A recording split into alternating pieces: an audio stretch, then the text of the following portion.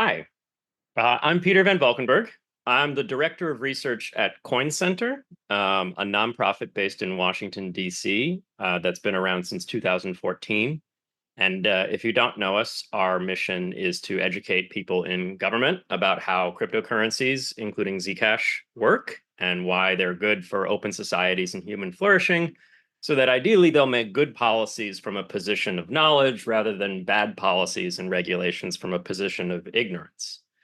I'm also on the board of directors of the Zcash Foundation since the beginning of the Zcash Foundation. Andrew Miller and I and Matt Green were some of the original members of that board. And for disclosure purposes, just to squash any potential allegations of conflicts of interest, I feel like I should also say that I do advise the Starkware company on public policy issues. So that's me. Why am I here? Sorry, I have to get over this. I'm used to live performance, testifying in front of Congress and things like that. And when I'm staring into a camera with no feedback, I start to get a little nervous. Why am I here? Well, one of the amazing techs who's helping us, put on these meetings for this virtual conference was saying that they think that I have talked at every ZCon thus far, and that is almost true.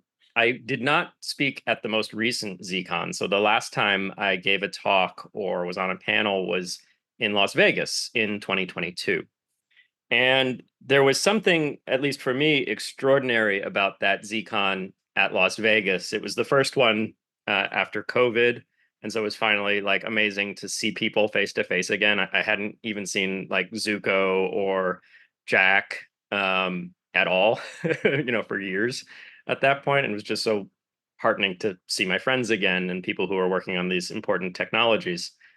But it was also important and extraordinary because it was during, I think, the second day of that conference that a part of the US government, the Office of Foreign Asset Controls, which we call OFAC, which is a division of the US Treasury, announced that Tornado Cash, and they weren't very specific, they just said Tornado Cash, is a sanctioned entity. And therefore, Americans are no longer allowed to use Tornado Cash. I'm fairly certain that everyone in the audience will know what Tornado Cash is, but I'll briefly just say it. It is a smart contract-based application on the Ethereum blockchain that uses the very same zero-knowledge cryptography developed for Zcash in order to create privacy functionality on Ethereum for people who want to escape the tyranny of a sort of constant public ledger of all of your financial transactions that your nosy next door neighbor can look at, and that so can anyone else, with or without a warrant, with or without suspicion of a crime, with or without any good reason to know the details of your financial life. And so Tornado Cash to me is an important project. It was an attempt at bringing the technologies that we developed here in Zcash to a chain that has computation, the ability to make custom assets, and obviously also to the second largest chain, I believe, by market capitalization of all the cryptocurrencies. And sanctioning Tornado Cash was an extraordinary measure. And I'll get into that as we go through my talk today. It's also a important thing to know a lot about and keep in mind, because if they can sanction Tornado Cash, there's a very real argument. I don't think it's a good argument, but there's a very real argument that they could try and sanction the Zcash protocol as a whole. There's not too many differences. I mean, Zcash is a layer one, and it is the cumulative work of all the people running the software and connecting with each other on a peer-to-peer network that makes that service work. Tornado Cash is a decentralized app on Ethereum, and it is the cumulative effort of all the people running the Ethereum protocol that makes that work. But the Ethereum protocol writ large doesn't do what Tornado Cash does. It's just this discrete series of named smart contract addresses that do what Tornado Cash does. So there's a somewhat easier way to sanction a discrete series of smart contract addresses, the Tornado Cash pool addresses, than to just say, the Zcash protocol in the abstract. But if you carefully listen to what the government says when it argues in favor of sanctions against Tornado Cash, what it's saying is we can basically sanction any series of intellectual properties that are being used by people to do things that we don't want them to do, like to protect their privacy. So this is both interesting to me. I'm trained as a lawyer, and I am a lawyer. I'm not your lawyer, dear listener. However many of you there are. I wish I could see you. So do not rely on anything I say as legal advice. I am not representing you, and this is a talk for information purposes so we can better understand as a community what the public policy landscape looks like. But I am a lawyer. I work at Coin Center, where we advocate for our mission, which is to defend the freedom to innovate. And so the sanctions were interesting and sort of activating for me because it was a huge legal question that was being developed that would have big ramifications for the technologies that I'm sort of sworn to defend. It's also, though, very important, even if you're not an egghead lawyer like me, if you're an egghead software developer or something like that, even if you're not working on Tornado Cash, because these precedents that will be set in the cases I'm about to describe, and with regard to the Tornado Cash sanctions starting last 2022, will potentially be binding on you. So to the extent someone is accused today of conspiracy to violate sanctions by virtue of writing Tornado Cash software, it is not unfathomable, and it might even be alarmingly possible that somebody could be accused of violating conspiracy to violate sanctions for developing Zcash software. So with that as sort of throat clearing, like why am I here? I'll just kind of go through my presentation. I want to invite all of you who are listening to be really active. If you have even a notion of a question, and certainly if you have a firmly formed question in your mind, please put it into the chat, because I want to make this in many ways an update on what's happened since my talk at Las Vegas and the announcement of the sanctions against Tornado Cash.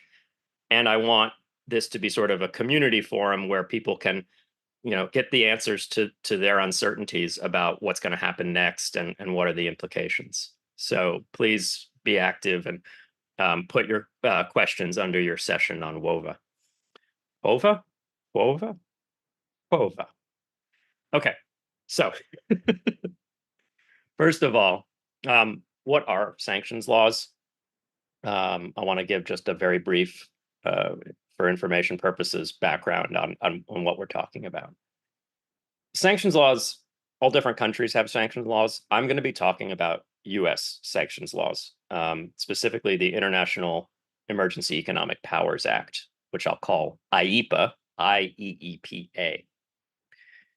And you might say, and you'd be right, well, this is an international community. Why are you focused on US sanctions laws? Well, for one, it's US sanctions laws that are being used to target software development of zero-knowledge proof tech. So already this is sort of something larger than a parochial US interest. But second, not being a US person or not residing in the US doesn't mean you're safe here, sadly. In fact, there's recently, I think you can Google it, the liability for sanctions internationally tri-seal report or tri-seal announcement. Tri-seal meaning 3 different agencies, as DOJ, Treasury, and a third. I'm not actually sure. I just found this the other day. There's a whole report about how it's not specific to crypto, about how sanctions apply in many cases. Liability for sanctions, failure to obey sanctions, applies to non-US persons in a lot of contexts. And one of the big contexts is when somebody is helping an American violate sanctions law in any way, effectively. There's a little bit more legal language in the Tri-Seal Declaration that was issued, but that's what it boils down to. And so even though I'm talking primarily, well, exclusively about US sanctions in this talk, this is definitely something that it doesn't matter if you're a US person or if you visit the US, even if you just stay in, say, Singapore all the time, it's still relevant to you because of the so-called long arm of US jurisdiction. Great, I've already got a question. Are there resources for developers to try to mitigate the risk of merely participating in a privacy-preserving protocol? I'd like to think of this talk as a valuable information resource, but I have to have this disclosure because we're talking about really serious things. You should probably have a lawyer. You should definitely have a lawyer if you're actively engaged in any kind of like heavy duty maintenance of a protocol that does these things. I wish that wasn't the case because I think, especially in the US, but also in other nations that are quote unquote open societies, you have a right to publish software without prior restraint. And as long as you're not advocating for people to use that software to break the law, which I suspect nobody here is doing, that right is pretty like rock solid. Unfortunately, if you look at the case right now that's being brought against the Tornado Cash developers in the Southern District of New York, which I'll go through in this talk, the government doesn't seem to agree with those First Amendment arguments and basically says that simply by publishing software to GitHub repositories and paying for Amazon Web Services, a place to host a user interface, which is still software, and we're at pains to remind the government about that, you are somehow on the hook potentially for conspiracy to violate sanctions laws. So this is pretty real and pretty heavy duty. And so if you're doing things like hosting content, hosting software, like paying for AWS, you should definitely have a lawyer. And if you are just, publishing your own, pull requests or updates to repositories that are involved in the protocol or wallets or things like that, unfortunately, you still should probably talk to a lawyer about your risk exposure.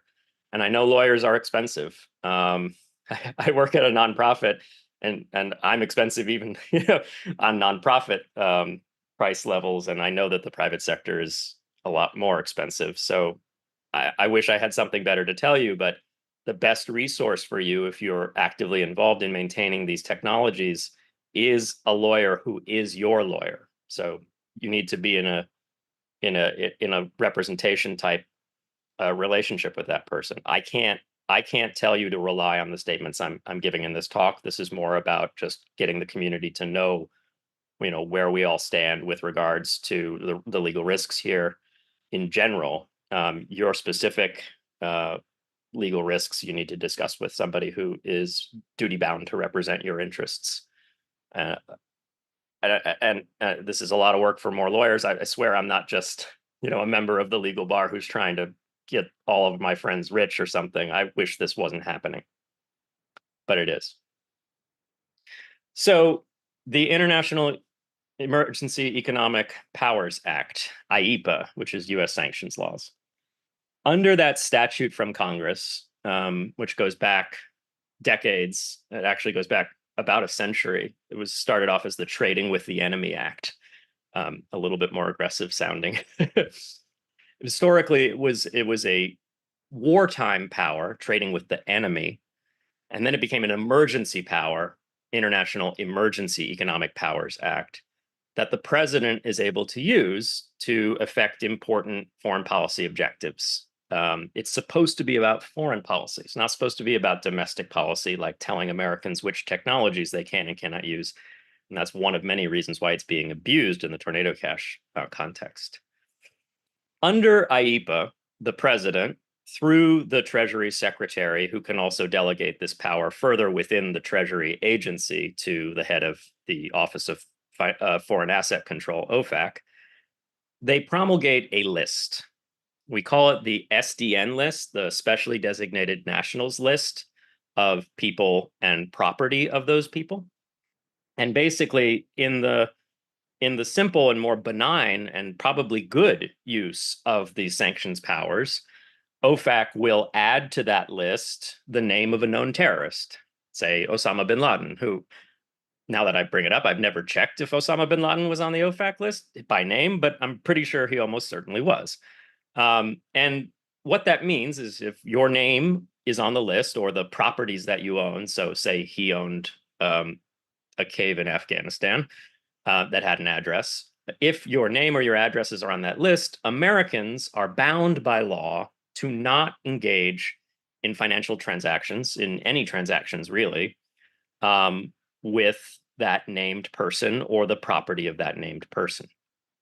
And this list has grown extensively over the century or so that sanctions have been a power that the president has.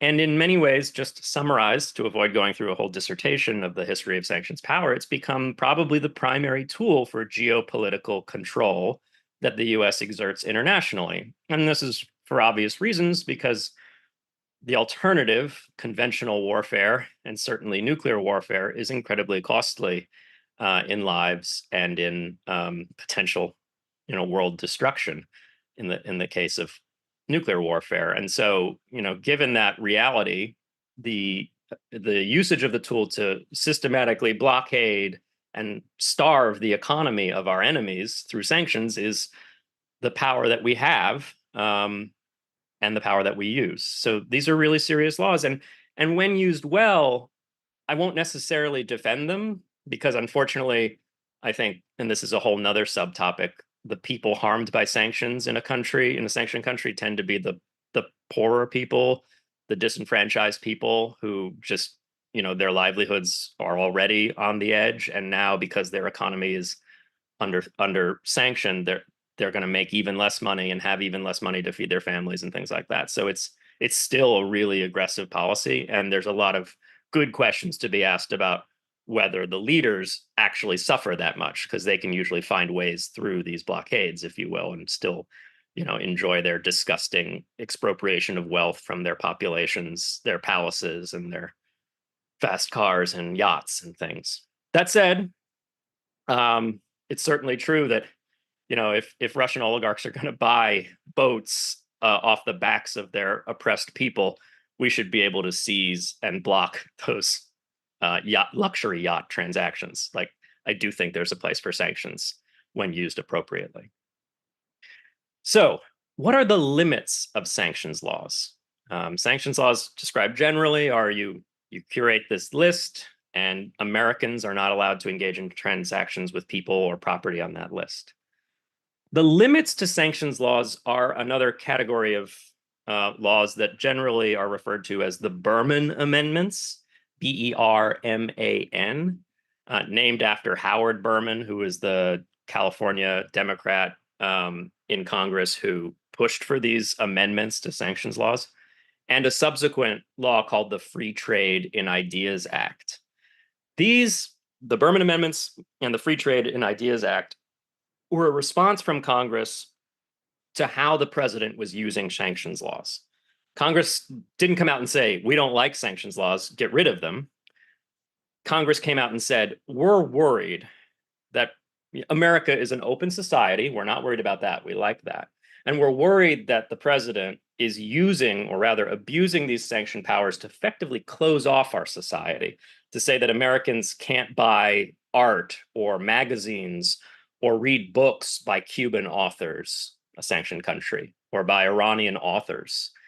And sanctions are supposed to harm the foreign regime that is hurting its people and starve it of resources. Sanctions are not supposed to shut down the free exchange of ideas and information and cut off Americans from access to those important ideas, even if those ideas are bad. Doing that would effectively mean that sanctions violate our First Amendment rights to freely exchange information and buy and sell information as well. This isn't just like nonprofit pamphlets and things. This is broadcasts of sporting events happening in Cuba are some of the formative cases here, very profitable broadcasts. And so Howard Berman and the other members of Congress who passed these amendments and laws said, we need to clearly circumscribe the sanction powers and forbid the president from directly or indirectly prohibiting Americans from engaging in information transactions. And the reason why there's two laws here, the Berman Amendments and then the Free Trade and Ideas Act, is because the first time we did this, the president still, or rather the Secretary of Treasury and OFAC under them, they still kept sanctioning information. And they got around this congressional prohibition on those kinds of sanctions by saying, oh, well, you identified photographs and books and lithographs, but this is a radio broadcast. It's different. And so Congress had to come back in the FTIA, the Free Trade and Ideas Act, and say, we mean you cannot prohibit any information transactions, regardless of the medium or type of information. Like, we're not playing around here. Stop trying to continue to violate their First Amendment rights. We're gonna buttress those First Amendment rights for Americans by passing this further law, the Free Trade and Ideas Act. And you couldn't ask for a clearer title as to what the law is supposed to be doing. I'm going to pause here and look at this question. I've seen online comments from some influential Ethereum developers saying they felt that Zcash leadership was dismissive and unsupportive of Tornado Cash devs. Have you received that feedback yourself? What can we do as a community to defend ourselves and other developers? This is a touchy one. I've seen some of these fights. I think there is a little bit of too much aggression probably on both sides, some of the Ethereum devs and some of the Zcash devs, over the privacy pools proposal that Amin and Vitalik and others have put forward. So to not go into too much detail about that, the way I see the debate is this important question about whether, you should have a right to privacy no matter what, or whether a social graph can exclude you from their anonymity set, and therefore, in some ways, by sort of voting with their feet, deny you privacy. Because that is a way of thinking of privacy pools. Privacy pools work very much like Tornado Cash, except because of the amazing capabilities of zero knowledge proofs, individual people, before putting their funds in the pool, can basically choose who they want to be in the pool with them, to be in the anonymity set with them, and who they don't want in the anonymity set.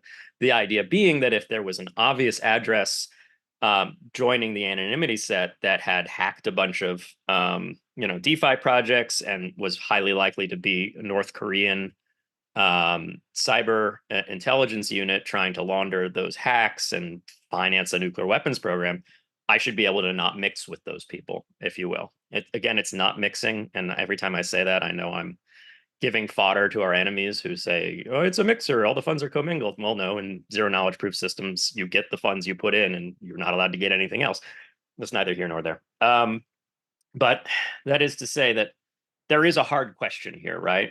And I think it's a very important and very good question to have vigorous debate about. And I lament the fact that sometimes those debates online, because this is the way the online works, which is why I'm particularly sad we're not having an in-person conference, although I think it's the right choice given travel constraints and budget issues and things like that. But some of those debates online have spilled over into sort of more personal attacks. And I think it might be the animosity surrounding those debates that is being portrayed by some or interpreted as some as Zcash folks being dismissive of the Tornado Cash devs. I, for one, I don't know the Tornado Cash devs personally. Coin Center has filed an amicus brief in the court case against Roman Storm in the Southern District of New York and Roman Semenov. And in our amicus, we make, I think, the most vigorous arguments we can possibly make that the government is horribly abusing its prosecutorial powers here and wrongly accusing these developers of crimes that they didn't commit. And so personally, I'm trying to do everything I can to help Roman Storm, at least, because I know US law. Alexei Perksev, who is being prosecuted in the Netherlands, I would like to offer my assistance as well, although I don't want to mess things up. I don't know Dutch law. It's a very different area of law, so I'm limited to how much I can help, but I feel solidarity with him. He was kept in jail for months without charges, which in the US would be a scandal. You're not allowed to hold people that long without charging them. Anyway, so that gets to that sort of community to community aid and sometimes animosity. We all have very strong opinions. And I just would put out a general call that hopefully we can stay as civil as possible and realize when we have common interests. And with regard to Tornado Cash, Zcash, and Ethereum have 100% common interests with regard to like what Ethereum devs want to build next, whether it's privacy pools or some other iteration of Tornado Cash. Maybe we don't have always the same opinion, but we can have civil discussions about that and hopefully maintain our solidarity on the things that really matter. I'm going to go to the next question because this is going well. In April 2021, OFAC sanctioned a Zcash address they claim belonged to Russian entities alleged to have interfered with US elections. I'm not aware of that. That's very interesting. I'm going to look that up now. Could a miner who included a transaction to or from that address in the Zcash block be persecuted for sanctions violations? If you are that miner, dear friend who has submitted a comment here, you should find a lawyer and do not rely on the statements I'm about to say. However, for information purposes, talking generally about miners and sanctions. And I actually had a section of my talk where I wanted to discuss this, so this is perfect. Zcash is an interesting protocol with regards to miners and their compliance obligations. So we have transparent addresses, T addresses, and we have shielded addresses, Z addresses. And you know, this might be an important area for me to get clarification from one of the actual developers of the protocol, because I'm a lawyer, not a software developer, though I think I understand these technologies quite well. For a lawyer, it's like in the land of the blind, the one-eyed man is king. Transparent addresses, you know, the mining validation of transactions in order to create the block is, I suspect, very similar, if not identical, because we're a fork of Bitcoin to Bitcoin, right? And so when you make your block header, you choose which transactions from T addresses you're putting in the block. So if that sanctioned address is a T address, if you were a miner, would be able to go to the SDN list, which is the sanctions list, and periodically download it and check to see if there's any T addresses on that list. And as you do your work as a miner, whenever you build block headings, you just never put in any transactions from that address. Are you obligated to do that under US law? Well, the first question is, are you a US person or not a US person? This is not a decisive question because, as I said, this tri-seal declaration has recently sort of pushed the issue of how broad is US jurisdiction over this issue to the fore. And there's a lot of arguable points there. Someone might say, well, you just don't have jurisdiction over me. I'm a German national doing my own business. Everything I do complies with German law. What the hell, America? Stay away from me. I'm just mining a blockchain. But you might lose on that. I don't know. Depends on how strong this extraterritorial jurisdiction is in the context of assisting Americans to violate sanctions laws, which is how they're going to argue your activities fit into their jurisdiction. If you are an American, you should definitely have a lawyer, and not just any lawyer, a lawyer that specializes in sanctions. I would, if I was that lawyer, advise you to block those transactions. And what we're finding with Bitcoin miners in the US generally is that seems to be like serious Bitcoin miners who are based in the US seem to be getting that advice from their lawyers, because what we're seeing is pretty systematic non-inclusion of sanctioned addresses within the Bitcoin block headers. And I have trouble arguing for any other outcome. And this is a big part of the reason why I think it's a big problem for blockchains to have base layer publicity, to not have base layer privacy. Because if these technologies are supposed to be neutral infrastructure, which is not illegal to build, it is not illegal to build neutral infrastructure for people to use for good things that they want to do with their lives. You don't have to spy on people in order to build a financial system if you're not actually a trusted entity in that financial system. And that's a huge, I mean, and if somebody wants to argue that I'm condoning illegal activity by arguing for building neutral financial systems, then I want them to bring a prosecution against me, because that's deeply cynical, totalitarian, and it goes against everything I believe America stands for, and I'm actually pretty patriotic about my country. So that's the reality with mining and public blockchains. Now, things are more interesting with Zcash and Monero and some of the other L1s that have privacy features, in that it may be impossible to do that with regard to shielded transactions. And that's a protocol intensive question. Like, I'm not going to stretch my knowledge to say that it's impossible to do it, but that's kind of the point, is that these transactions don't leave a public they'll leave a public trace, aside from the validity of the transaction being something you can check because of the zero knowledge proof. And again, it's not illegal, it's not a crime to build neutral public infrastructure for people to use for their own legitimate purposes. And so it shouldn't also be a crime to run that infrastructure like a miner who's validating shielded pool transactions is doing, even if they have no ability to know the salient details of those transactions. So that's me on mining. And to some extent, I will say this is a real advantage of Zcash in our future information and public policy landscape. I think it's quite possible that as sanctions become increasingly used and sometimes abused by national authorities, that the Bitcoin blockchain will basically, its throughput will be continually reduced. And I'm not saying, oh, what a shame that Bitcoin miners in America can't process a terrorist's transactions and put them in the blockchain. I'm not saying that. I am saying that what if you had liability under Chinese laws for processing the transactions of dissidents in Western China, Uyghurs who are just trying to get money out of the country to their families who have already left to avoid losing their cultural heritage.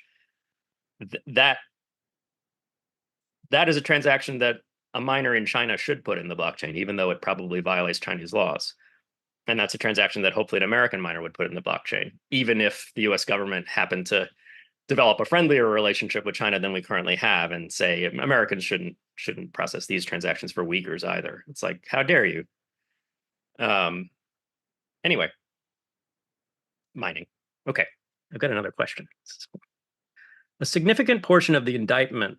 So this indictment is the questioner is asking, I think, about the Tornado Cash indictment against Roman Storm and Roman Semenov, which came around, gosh, half a year ago now. So a while after the sanctions came in place, the US government, which had originally said in those sanctions, we are not sanctioning any of the developers of the protocol or the members of the Torn Token DAO or the users of the protocol. We are just sanctioning the protocol. But then subsequently, they came back and said, all right, not only are we, well, they're sanctioning one of them, the non-US person. They're not sanctioning Roman Storm because it's illegal to use US sanction laws to sanction a US person, because it would be a deprivation of due process rights. You'd be accusing them of a crime effectively and punishing them, blocking them from engaging in financial transactions with other Americans without a trial. And that's why it's manifestly unconstitutional for the US to use sanction powers to sanction American citizens and US residents. And it's kind of an insidious aspect of sanctions law that works. We seem to be perfectly fine doing these very aggressive things to foreign persons without a trial, but we won't do it to our own citizens without a trial. But that's neither here nor there. So a significant portion of the indictment, oh, sorry, I was describing the indictment. I tend to go off in a lot of tangents. So they sanctioned Semenov, who's, I believe, a Russian national. They didn't sanction Roman Storm, but they accused both and co-conspirators who are not named, but almost certainly are Alexei Perksov, who's already being tried at this point in the Netherlands. They accused the two Romans of conspiracy to launder money, conspiracy to do unlicensed money transmission, and conspiracy to violate sanctions laws. So they're not sanctioned themselves, although Semenov is separately, but they're helping people violate sanctions laws. So a significant portion of that indictment that made those accusations was focused on the fact that Tornado Cash founders were profiting via Torn tokens. If the founders had been completely anon and not run the UI, additional services, how do you think that would have affected the strength of the charges? There's some interesting sort of divergent factual questions there.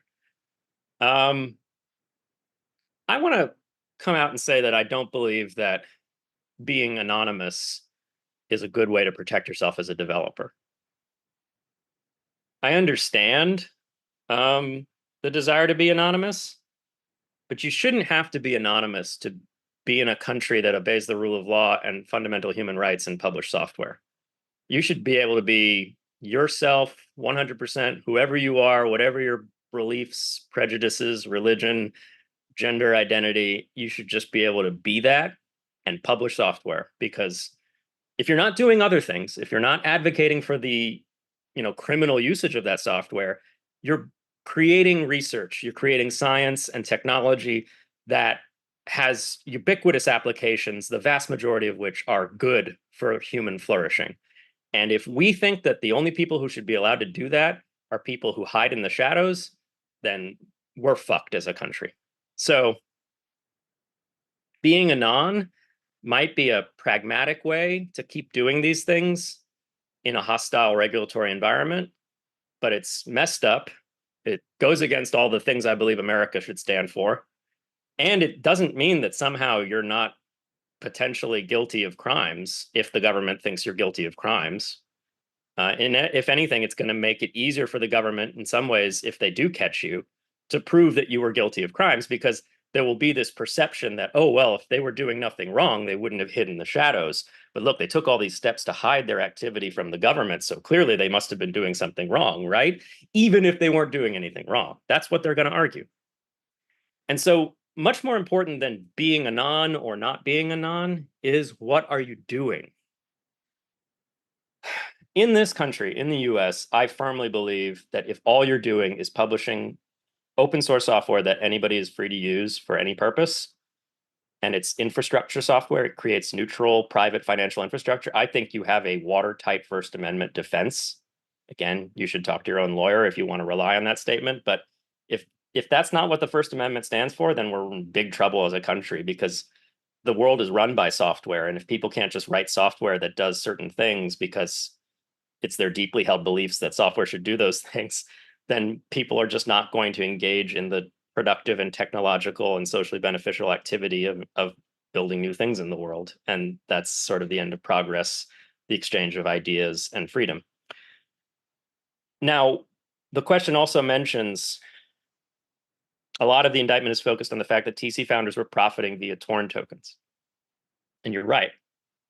There's various reasons for that in the indictment and in the motions that have been submitted by the government to support its indictment. The biggest reason for that is not the sanctions charge. It's the unlicensed money transmission charge.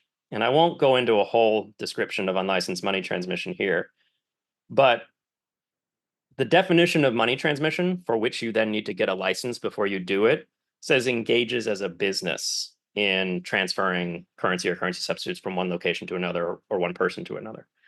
And so profitability definitely informs whether you're engaged in this activity as a business or not. That said, with regard to the unlicensed money transmission charge, I think the government's wrong, because FinCEN, the relevant regulator for licensing money transmission, has said since 2013, at least, that you need to actually accept and transmit something on behalf of another, which means controlling it, at least for a transient point in time. And that if you actually have no control over the assets that the software you've designed is moving, then you can't be a money transmitter. So set that aside. The sanctions charges and profiting from torn tokens. Also, by the way, the price of torn tokens plummeted like eightfold, I think, as it became clear that North Korea was using Tornado Cash, or was probably using Tornado Cash. We don't know for certain. I think that the Lazarus Group is North Korea, though we're pretty sure they are. And so it's pretty clear they didn't profit off of the use of their protocol by sanctioned persons. It's pretty clear that they actually lost tons of money because the protocol stopped being used as much. No matter what, the torn token price was just deplorable, and so it's a question whether they even profited. That said, sanctions laws exempt information transactions. This was my description of the Berman amendments. And it's very clear in the Berman amendments and the Free Trade and Ideas Act that Congress meant to forbid the president and the executive branch from sanctioning transactions in information, commercial or non-commercial. And that's actually in the statute. So you're allowed to make money off of these information transactions. as long as they're just information transactions. There's a harder question whether all of the things you're doing as a software developer are information and whether you're actually engaged in conduct, like regulatable conduct, like helping people do things by knowing them, knowing their particular needs and satisfying their needs. And especially if that person you're helping is a criminal, then there's a very real possibility that you're not just publishing software, you're engaged in person-to-person conduct to facilitate an illegal end or, say, sanctions evasion. But that's not what's alleged in the indictment. They basically say just publishing the Tornado Cash protocol to the GitHub repository and running the software on an AWS server is itself conduct that we can regulate, and goes beyond information transactions. So I think that's why there is this focus on the profitability of Torn tokens, which was actually not profitable, is the unlicensed money transmission claim.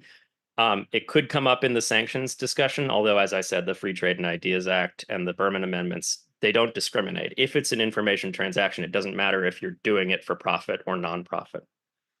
Got another question. At what level of contributing software to the Zcash community should a developer think seriously about retaining a lawyer? Developing a wallet, working on shared libraries, hosting a Zcash node, or light wallet server?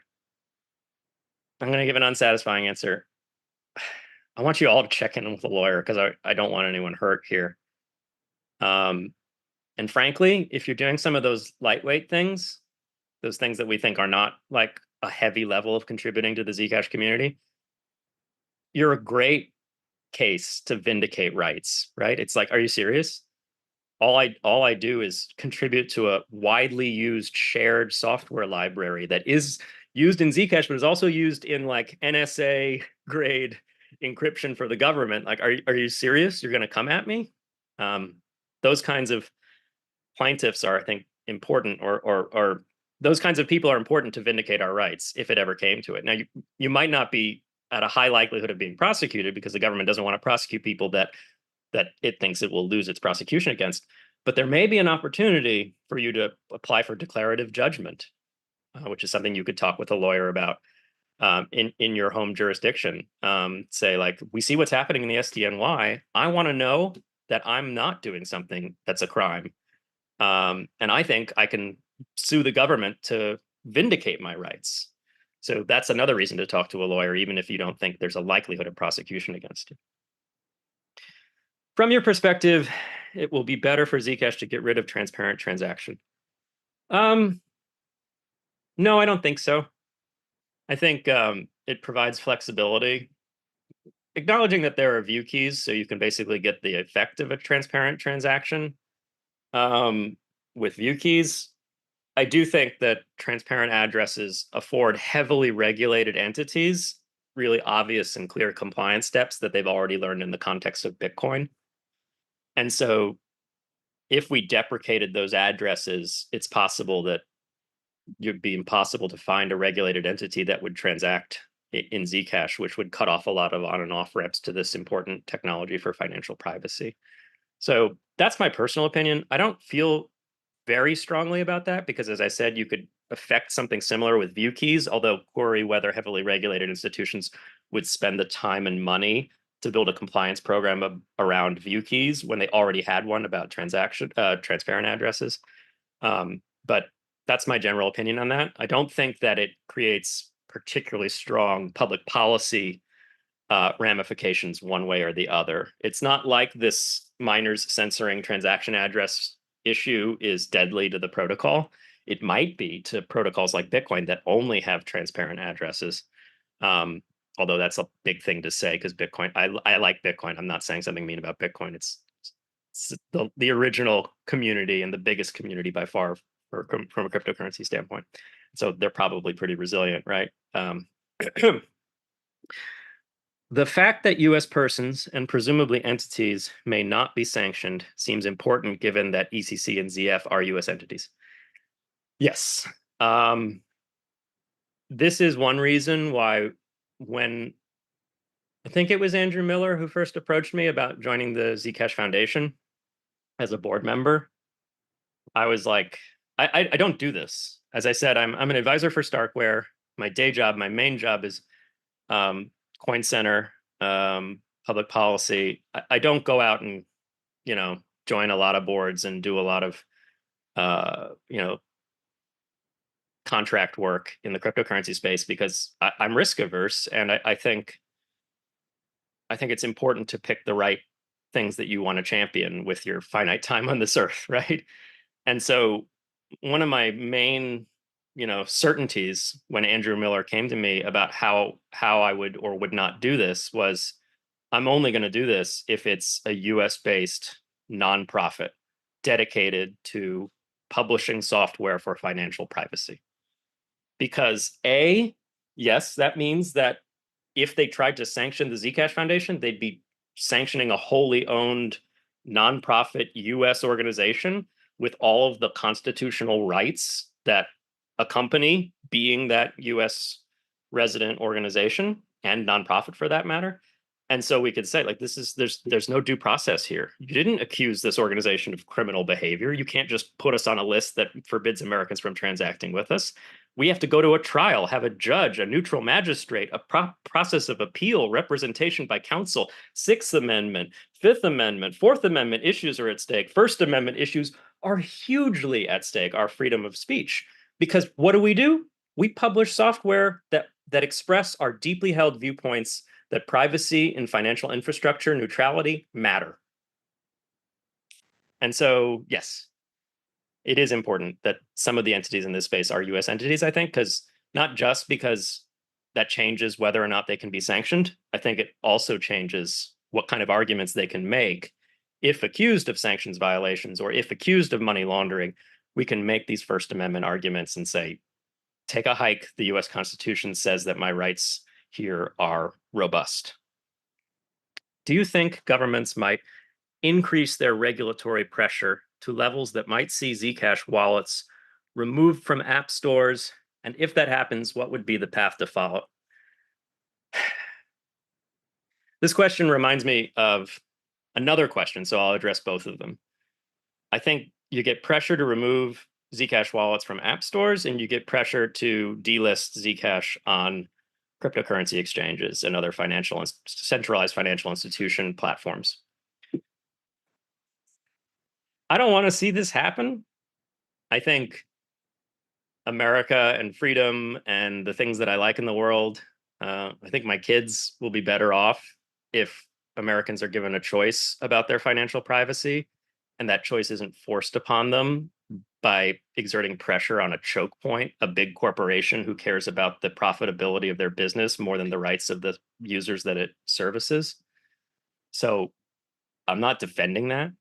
But at the same time, if the electronic cash for the internet that we're building still relies on choke points, we haven't built the right electronic cash. And so what happens? My guess is we struggle because normal users expect to be able to get access to these things through the comfortable mechanisms like app stores and banks that they've used in the past. And it's going to be hard to get users to use something even more decentralized. But what would be the path to follow? The path is to further decentralize. Like, again, if your electronic cash relies on corporate choke points, you built the wrong electronic cash in some way. Cool. Got 10 minutes left. I might end it there and give you back your time if you don't have more questions, because I think we've covered a lot. Great. Got a question. What about your thoughts on the new exchange address type made for Binance? What are your thoughts on this, and what do you think of its adequacy? I'm from Firo, who proposed these addresses, and we are seeing restrictions being lifted from Binance on the 4 European countries we were originally banned in. I understand you're not an EU lawyer, but just from your gut feeling and understanding on Mica.